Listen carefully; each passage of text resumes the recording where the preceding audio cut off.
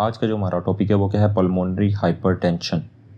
देखें ये आपके पास एक लंग्स है और लंग आपको पता है आपके राइट साइड पे क्या होता है, राइट एट्रियम होता है और राइट वेंट्रिकल्स होता है। जो राइट वेंट्रिकल है वो बेसिकली बॉडी का जो डीऑक्सीजनेटेड ब्लड है वो लंग्स की तरफ लेके जाता है ताकि वहाँ से ऑक्सीजन हासिल कर सके। राइट वेंट्रिकल क्या लेके जाता है, आपका डीऑक्सीजनेटेड ब्लड लंग्स की तरफ लेके जाता है ताकि ऑक्सीजनेशन हासिल कर सके। जब ये ब्लड ऑक्सीजनेटेड हो जाता है तो कहाँ पे जाता है, आपके लेफ्ट एट्रियम में जाता है। उसके बाद आपका नेक्स्ट कहाँ पे जाता है, लेफ्ट एट्रियम से लेफ्ट वेंट्रिकल में जाता है। ये नॉर्मल आपकी ब्लड सर्कुलेशन है। अब देखें यहाँ पे पल्मोनरी आर्टरी होती है जो राइट वेंट्रिकल से आपका ब्लड लंग्स की तरफ जाती है। इसका जो नॉर्मल प्रेशर होता है वो कितना होता है, 10 to 14 मिलीमीटर ऑफ मर्करी होता है। पल्मोनरी आर्टरी का प्रेशर कितना होता है, 10 to 14 मिलीमीटर ऑफ मर्करी। अगर यही प्रेशर पल्मोनरी आर्टरी का मोर देन 20 हो जाए तो क्या बोलेंगे हम, पेशेंट को पल्मोनरी हाइपरटेंशन है। अब यहाँ पे लिखा हुआ एलिवेटेड, एलिवेटेड का मतलब होता है इंक्रीज हो जाए, यानी पल्मोनरी आर्टरी का pressure more than 20 millimetre mercury हो जाए एट रेस्ट पे, उसको बोलेंगे पेशेंट को पल्मोनरी हाइपरटेंशन है। और पल्मोनरी हाइपरटेंशन की वजह से क्या क्या हो सकता है बॉडी के अंदर। नंबर 1, इसकी वजह से अटीरोस्क्लेरोसिस हो सकता है, यानी आर्टरीज के हार्ड होने को क्या बोलते हैं, अटीरोस्क्लेरोसिस। हार्डनिंग ऑफ आर्टरीज को बोलते हैं अटीरोस्क्लेरोसिस। और इसकी वजह से क्या होगा, मीडियल हाइपरट्रॉफी हो सकती है। आपकी जो ब्लड वेसल है उसकी जो मिडल लेयर है उसको बोलते हैं मीडियल। और जो हाइपरट्रॉफी का मतलब क्या होता है, उसका साइज बढ़ जाए। ठीक है, तो इस चीज़ का क्या मतलब हुआ, आपका ब्लड की आर्टरी की जो मिडल लेयर है उसकी हाइपरट्रॉफी हो जाती है पल्मोनरी हाइपरटेंशन की वजह से। और थर्ड आपका क्या, इंटीमल फाइब्रोसिस। इंटीमल क्या होती है, आपकी जो आर्टरीज की जो इनर मोस्ट लेयर होती है, पल्मोनरी हाइपरटेंशन उसकी क्या करवा सकती है, फाइब्रोसिस करवा सकती है। यानी inner most layer of arteries को क्या बोलते हैं, इंटीमा, उसकी फाइब्रोसिस हो सकती है पल्मोनरी हाइपरटेंशन की वजह से। और इसकी वजह से क्या होता है, प्लेक्सीफॉर्म लेयन हो सकते हैं। बेसिकली प्लेक्सीफॉर्म लेयन क्या होते हैं, यहाँ पे जैसे एक वर्ड लिखा हुआ है, ये बेसिकली एक वेस्कुलर फॉर्मेशन की टाइप है जिसमें क्या होगा, आपके जो ब्लड वेसल्स हैं उनकी अबनॉर्मल ग्रोथ होती है। देखें ये क्या, प्लेक्सीफॉर्म लेयन क्या है, basically types of vascular formation है जिसके अंदर क्या होती है, आपकी जो ब्लड वेसल्स है यानी आर्टरी है उसकी अबनॉर्मल ग्रोथ होती है और उसकी वजह से क्या होगा, पेशेंट को पल्मोनरी हाइपरटेंशन हो जाती है। थर्ड देखें, यहाँ पे देखें पल्मोनरी रेजिस्टेंस बढ़ जाती है पल्मोनरी आर्टरी की। जब इसकी रेजिस्टेंस बढ़ जाएगी तो क्या होगा, आपका जो राइट वेंट्रिकल है उसका प्रेशर बढ़ेगा।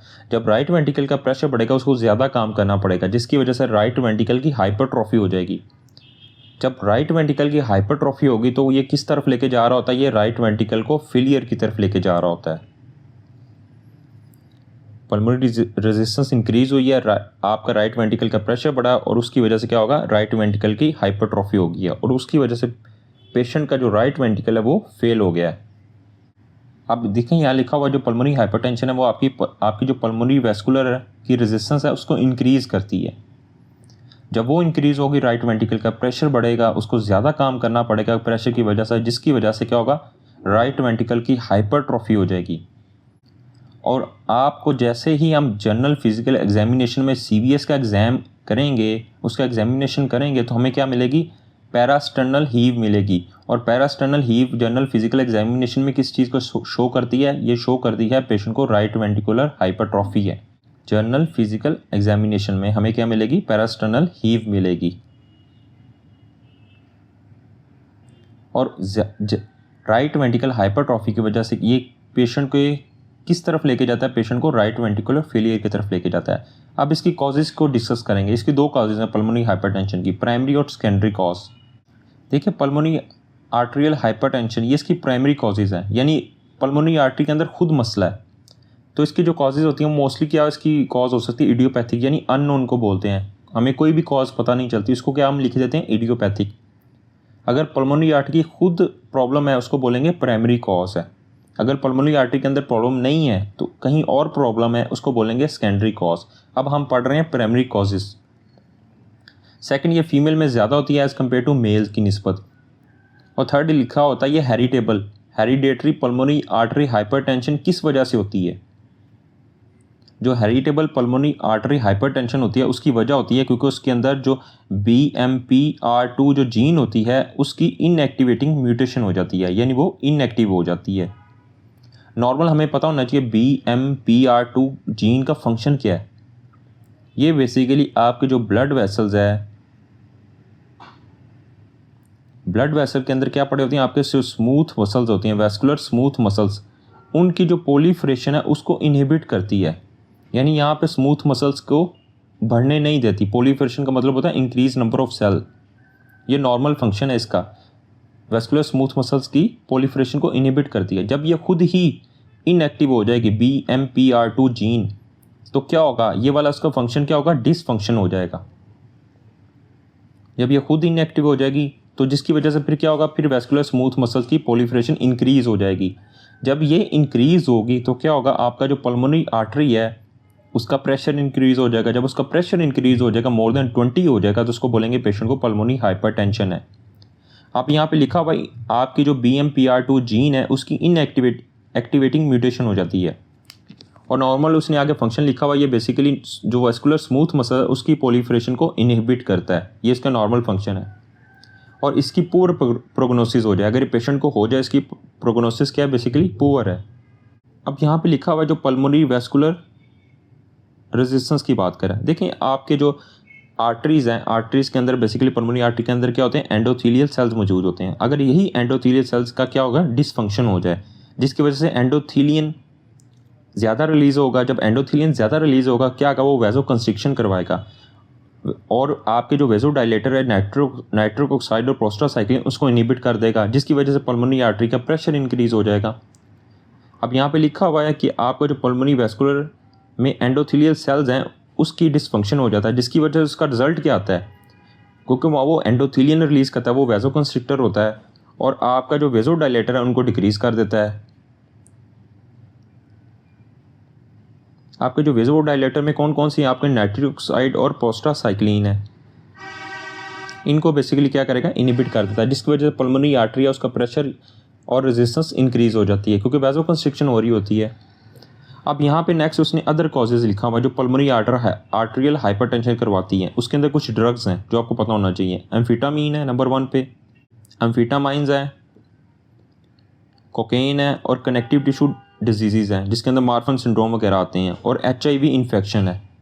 और नेक्स्ट इसमें क्या, portal hypertension, congenital heart disease और शिस्टोमियासिस। ये बेसिकली क्या है, ये पल्मोनरी आर्टरियल हाइपरटेंशन करवाते हैं, पल्मोनरी आर्टरी की हाइपरटेंशन। और ये इसका मतलब क्या होता है, पल्मोनरी आर्टरी के अंदर खुद मसला होता है, इसी वजह से इसको क्या बोलते हैं, प्राइमरी। अब हम डिस्कस करेंगे सेकेंडरी कॉजेज़। सेकेंडरी कॉजेज़ में सबसे पहले हमारे पास क्या है, लेफ्ट हार्ट डिजीज़, जिसके अंदर आपका सिस्टोलिक, डायस्टोलिक या वल्वुलर हार्ट डिजीज़ हो सकती है। वो क्या करवाता है, वो बेसिकली ये तमाम चीज़ें क्या करवाती हैं, लेफ़्ट वेंट्रिकल को फेल कर देती हैं। जब लेफ़्ट वेंट्रिकल फेल होगा तो लेफ़्ट एट्रियम से ब्लड क्या होगा, ब्लड की पूलिंग किसके अंदर होगी, लंग्स के अंदर होगी। जब ब्लड की पूलिंग लंग्स के अंदर होगी तो क्या होगा, पीछे वो दोबारा पीछे जाएगा, जिसकी वजह से आपका जो पल्मोनरी आर्टरी है इसका प्रेशर इंक्रीज़ हो जाएगा। पल्मोनरी आर्टरी यानी पल्मोनरी पेशेंट को हाइपरटेंशन हो जाएगी। ये इसकी है लेफ़्ट हार्ट डिजीज़। अब नेक्स्ट है लंग की वजह से भी पल्मोनरी आर्टरियल हाइपरटेंशन हो जाती है, जिसके अंदर सबसे पहले हम कौन सी डिजीज़ डिस्कस करेंगे, COPD को डिस्कस करेंगे।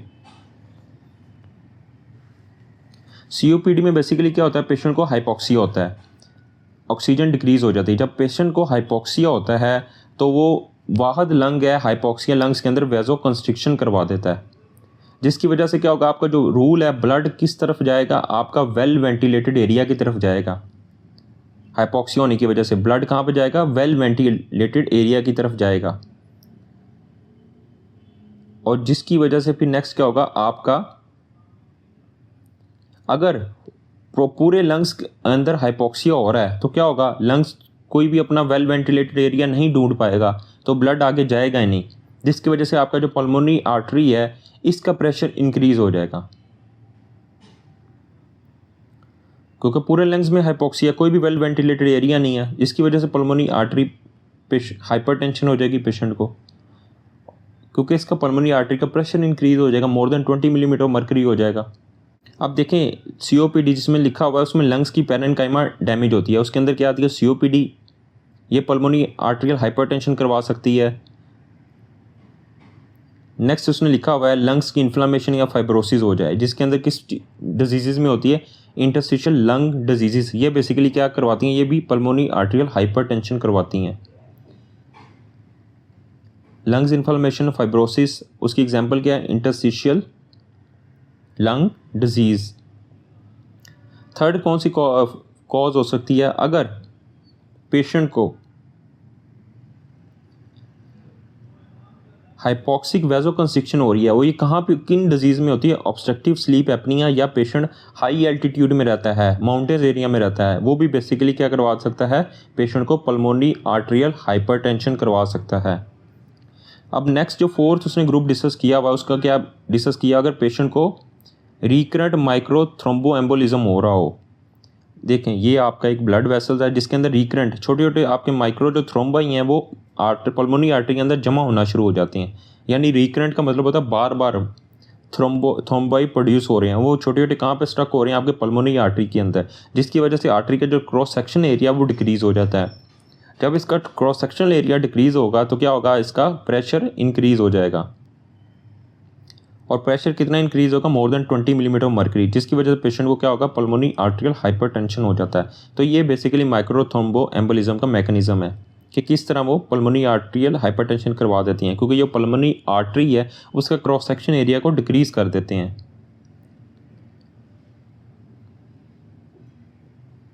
नेक्स्ट हमारा है मल्टीफैक्टोरियल, मतलब बहुत से फैक्टर पल्मोनी आर्टेरियल हाइपरटेंशन करवा सकते हैं, जिसके अंदर क्या हेमाटोलॉजिकल यानी ब्लड की कोई डिजीज़ है, या आपका सिस्टेमिक कोई डिजीज़ है, या मेटाबॉलिक डिसऑर्डर्स हैं, या आपका बेसिकली पल्मोनी वैस्कुलर को कोई ट्यूमर कंप्रेस कर रहा है, जिसके अंदर फॉर एग्जांपल पेनकोस ट्यूमर ले लें, वो बेसिकली आपके पल्मोनी वैस्कुलर को कंप्रेस कर रहा है, जिसकी वजह से उसका प्रेशर पल्मोनी आर्टरी का बढ़ जाएगा, उसकी वजह से पेशेंट को क्या होगा, पल्मोनी आर्टेरियल हाइपरटेंशन हो सकती है।